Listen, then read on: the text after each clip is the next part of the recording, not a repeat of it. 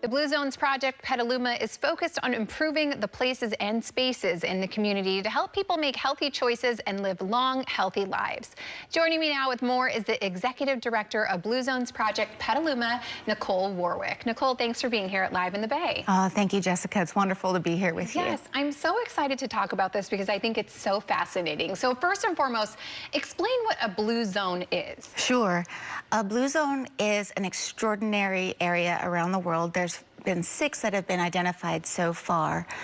Where at? Okay, well, in these special places, people live really long, healthy lives. They live very vibrant lives.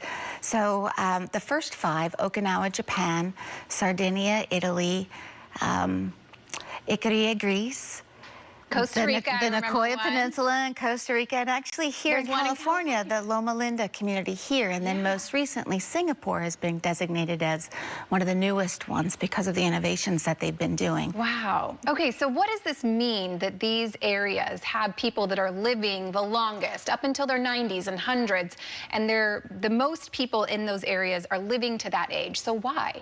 It's interesting because of the research that Dan Buettner and his research team conducted, they realized that a lot of those things, the lifestyle practices that they observed in these communities, were not necessarily focused on individual behavior, but it was really the community that was created and part of their culture and social fabric.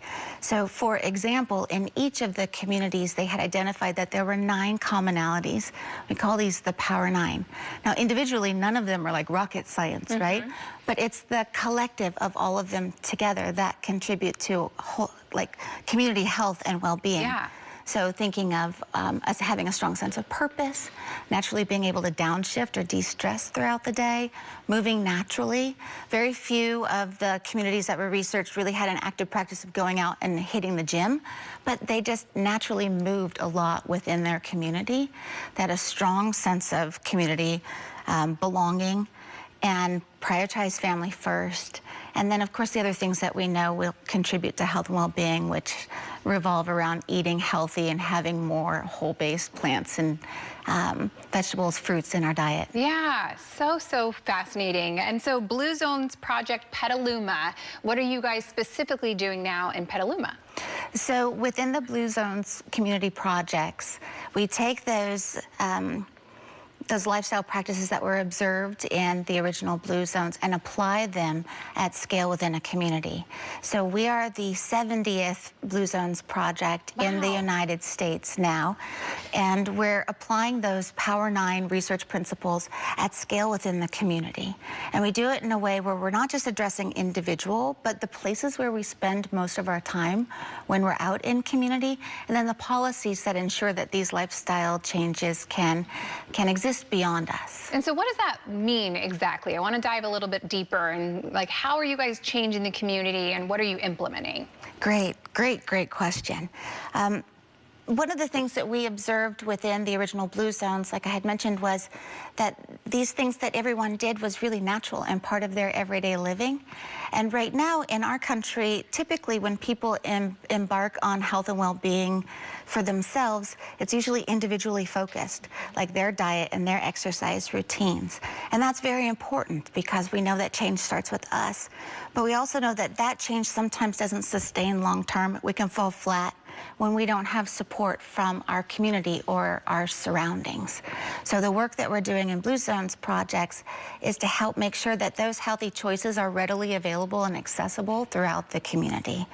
So that not only are when we make those decisions for ourselves, and maybe they're influencing our families when we go to school or our work site, or we go out to grocery shop, or we go to a restaurant, we know that we have healthy options available to us as well. So that would be one way in which we're working to change some of the environments where we're living to just reinforce when we want to make good choices. Yeah. And the other thing that we're doing that I think is really unique and probably applicable in any community right now is how important social connection is for our health and healing. Yeah. We all know that eating well and exercising is going to generate more health for us. But most people don't really understand the benefits of connection, Yeah. of having groups of people where you feel a sense of belonging and being able to participate in community in meaningful ways.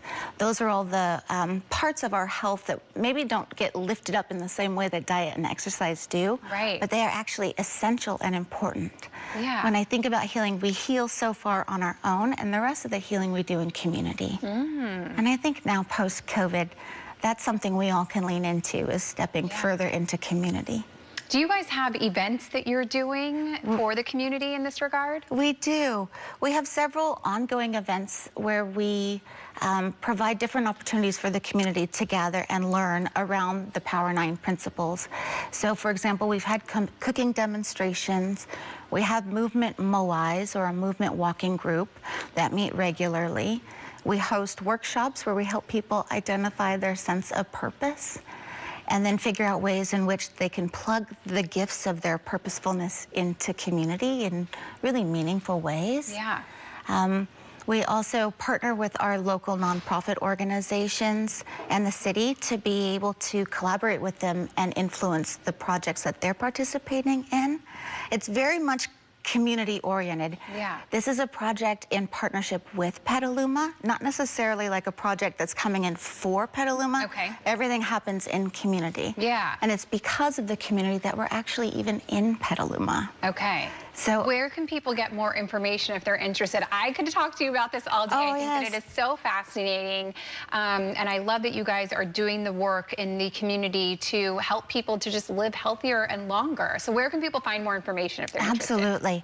Several different places. The first place I would direct people to go to is our website, and that's bluezonesprojectpetaluma.com. I also would direct people to reach out to our local healthcare district, Healthy Petaluma District and Foundation. They're the organization that brought us in, excuse me, to do the assessment and is our primary sponsor. Furthermore, the City of Petaluma or Providence Hospital, who additionally support our projects, all of them are great places to go. But if you want that direct one line, I would suggest going to our website. Okay, Nichole, thank you so much for being here and sharing all about this. I appreciate it. You're welcome. Thank you. I appreciate it.